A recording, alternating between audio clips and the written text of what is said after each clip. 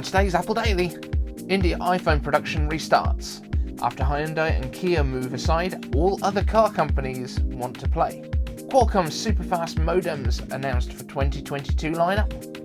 And in iCave Answers, our favourite Apple apps, future of the MacBook Air, and Apple Events Season 2. For the latest Apple news, rumors, and leaks, every weekday at 12 UTC, join us in the iCave.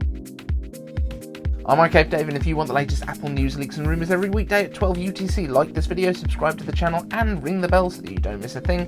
Then you can join my notification squad like the person who did a couple of days ago, but because of Evernote's horrendous failures, I couldn't thank yesterday, and it is SkullGamerRishi. Thank you very much for joining the notification squad. If you want a shout out like this, all you need to do is do all that stuff that I just said and leave a comment down in the comment section with hashtag notification squad so that I know you've done it. Then you will get a shout out in the next video.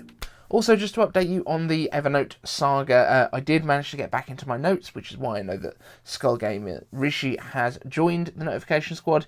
What happened was they had a big old problem with their Apple authentication. So if you were using Apple's own kind of password management and sign in with Apple, then you couldn't get into it. And when I talked to them on Twitter, they said, oh, just sign in with your email and password. And I said, I don't have a password because I sign in with Apple.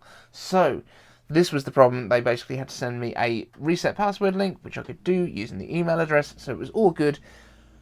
And it all worked. So I managed to get back into my stuff, but I'm still abandoning it. I'm still going back to Apple Notes. It just makes all the sense in the world. Get the t-shirt. Enough complaining about notes. Let's get into the news. India's iPhone production restarts. Following riots at Winstron's Naraspura facility in India last December, production was halted and the producer placed on probation. The 8-week investigation and audit has put the needed processes and systems in place to get production back up and running after the disturbances over late and short payments to the staff resulted in over $60 million of destroyed equipment. The plant has been manufacturing both iPhone 7 and iPhone SE models in the past. After Hyundai and Kia move aside, all other car makers want to play. So we heard a few days ago that Hyundai and their subsidiary Kia were in talks with Apple about production of their self-driving car. Then that talks had paused, then that they were no longer in talks, and then today the reason that the talks had ended was that Hyundai let slip that there were talks in the first place. So it's as if Apple doesn't like secrets being given away. Since then, Nissan appears to have signalled their interest in working with Apple, saying that there is a need to stay nimble as technology permeates the industry.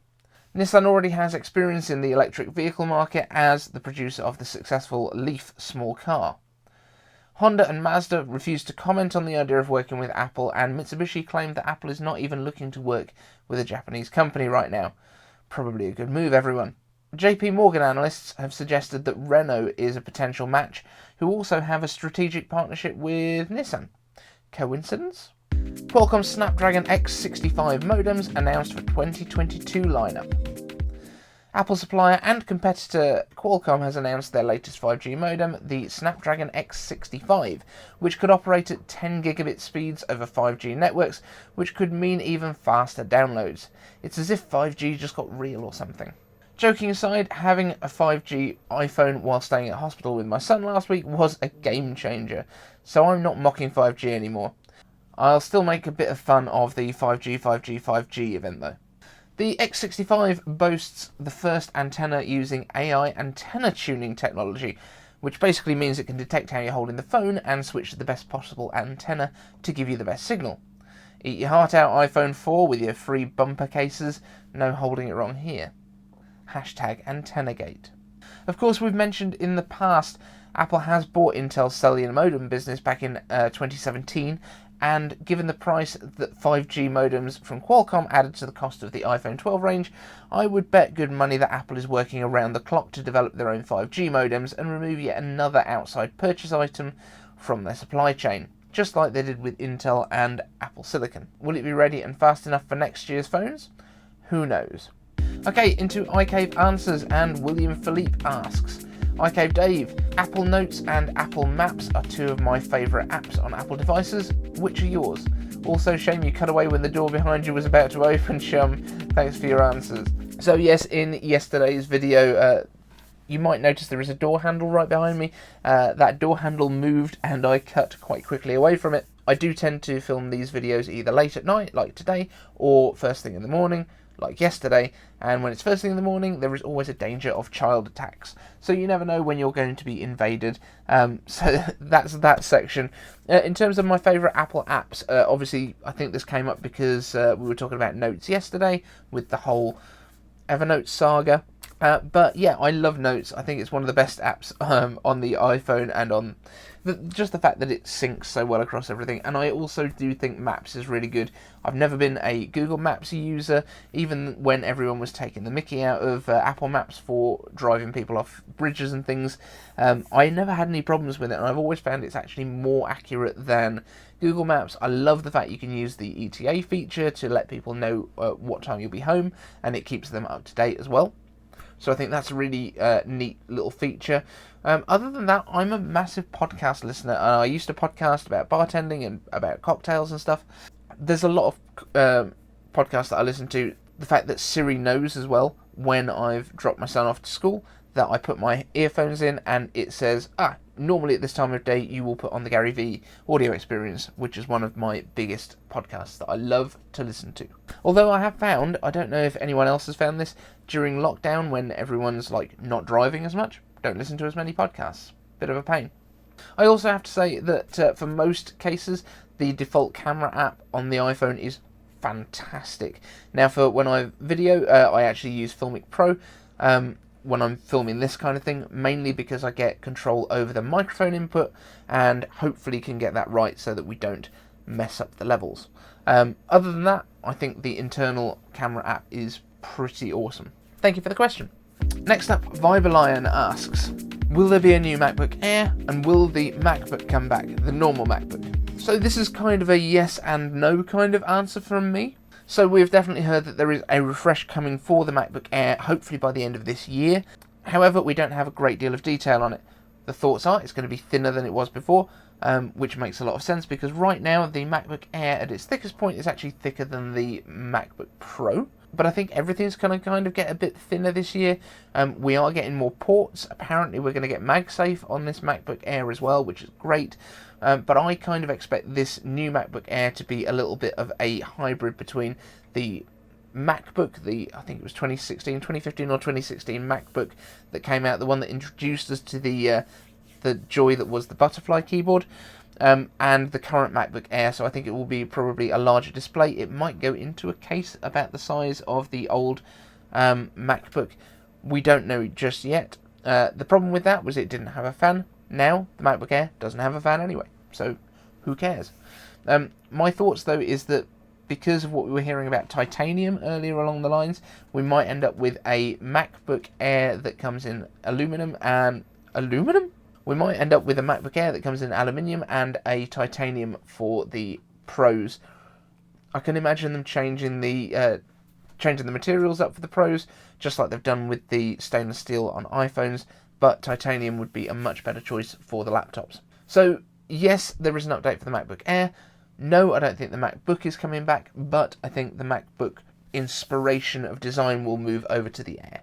And the Duke of Kidderminster asks, iCave answers, do you think that Apple will have further announcement events after WWDC like the ones they had at the end of last year? And yes, I absolutely do. WWDC is not the only time of year that they announce Mac stuff.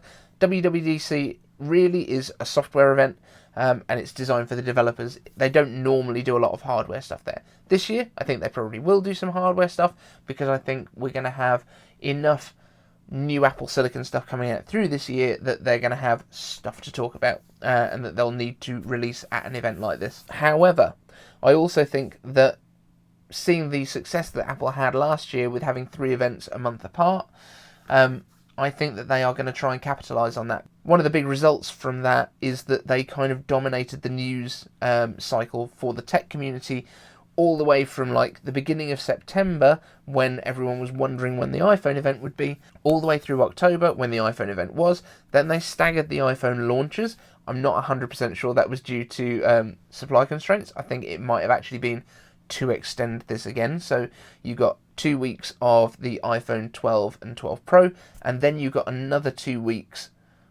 2 weeks later, you got the 12 Mini and the 12 Pro Max arriving. So again, it just gives the tech reviewers time to get through all these things. So I think we might actually see more staggered stuff coming out. I think we might see less stuff arriving all on the same day, because that just means that you get a big hit of videos and then nothing. But all the big tech YouTubers are going to make a video for each of these products anyway. It's just whether they can kind of dominate a little bit more time-wise. I would also say that I think other than WWDC, which I think will still be digital this year, I think all of the events will probably be digital going forward. WWDC is the one that they will try their hardest to get back into an in-person event, because getting all these developers together and running labs is kind of the point of WWDC. We just all think of it as a keynote because we're all sitting at home. But I do think that you're going to see more of these shorter events that have a couple or three different products in them, rather than the big mammoth iPhone event where we used to get iPhones and then iPads and Apple Watch, and they'd launch all the operating system stuff, and we might get a MacBook of some sort. That makes no sense to do that, because you kind of muddy the water of stuff. Whereas I was thinking that we were actually going to get, I thought we would get Apple Silicon released at the iPhone event. And the reason that I thought that last year was because I thought they would want to get as many eyes as possible onto the Apple Silicon stuff. It turns out that the Apple Silicon was so good that at least the vast majority of my audience comes here for the Apple Silicon stuff, not for iPhones, which is really fun for me because I'm a lot more excited about Apple Silicon and Macs in general. But that's my thoughts anyway. I think they will spread them out, and I think we'll have probably 3 events at the end of this year as well. I don't think we had 3 because of supply issues. I think we had 3 because they wanted to have 3. And last up, Greg West. Do you think that the Mac Mini will get a significant upgrade, or will the rumoured smaller version of the Mac Pro take up that space in the lineup? And I don't think that it is going to be a conflict between those at all. The Mac Mini, originally at least, was designed to be the cheapest way you could get into a Mac, and originally was released at $499. I really think Apple is going to try and get back to that price point, at least for something in the range by the end of the year. I think we might well end up with an M1 Mac Mini coming down to $599 this year, and then maybe next year the Mac Mini M1 will come down to $499. I think then we will get that kind of process going again, where Apple has enough different processors that they can have a range of different price points, with older tech being a little bit cheaper. I think that's the way that Apple is going to go with this, rather than the way that they had it with Intel, where they would put the lower powered processors into the cheapest, like your i3s or your i5s, and then they'd put the i7s and the i9s as your upgrades. So I don't think that Apple's going to do that. I think the way that they're going to differentiate is by age, in the same way that they do with iPads and the same way that they do with iPhones. So right now you can get your iPhone XR, you can get the SE, or you can get the 11, that are all cheaper than the current flagship line. I think they'll do the same with Macs. In terms of the Mac Mini specifically, which is your question, the Mac Pro Cube that we've been talking about is not going to be like playing second fiddle to the big Mac Pro that we have right now. That's going to replace it. It's just that it looks like Apple might have one more iteration of the big Mac Pro, which will be still Intel by all accounts. I don't know why they would bother doing that. It's only going to be a spec bump, essentially. It's not going to get any sort of event or anything around it. It's purely going to be, if they even do it, they might just add the option for another processor onto the website, and that will be it. Because in all honesty, the vast majority of the public, other than laughing at the fact that you can make it over $50,000, don't really care about the Mac Pro. However, once we get to an Apple Silicon Mac Pro that is smaller, potentially cheaper, and potentially more accessible for people, that's going to make a lot more sense, and it's probably still going to have more power than the main Mac Pro right now, because, I mean, the little Mac Mini M1 is almost more powerful in certain tests than that anyway. It's certainly snappier, it's certainly faster on single core, probably by over 50%. So I do think that there will be another version of the Mac Mini that comes out. I think it will be an M1X or whatever that upgraded version of the processor is. I think come September, October time, we will get a version with an M2, which will replace the M1 version, and the M1 will drop down in price a little bit. So that's what I think we'll be getting, and I think for the more premium version as well, which will probably have more I/O, probably allow you to have more displays, I think that will probably come back into that space grey colour that everyone was very excited about in 2018 when it first happened. Cool, I'm going to wrap the show up there, but if you've got a question you would like answering in a future Apple Daily, all you need to do is ask it down in the comments section with hashtag iCaveAnswers. Want to join the notification squad? All the instructions were at the beginning. Post up with hashtag notification squad and you'll get your shout out too. Thanks so much for watching. We'll see you in the next one.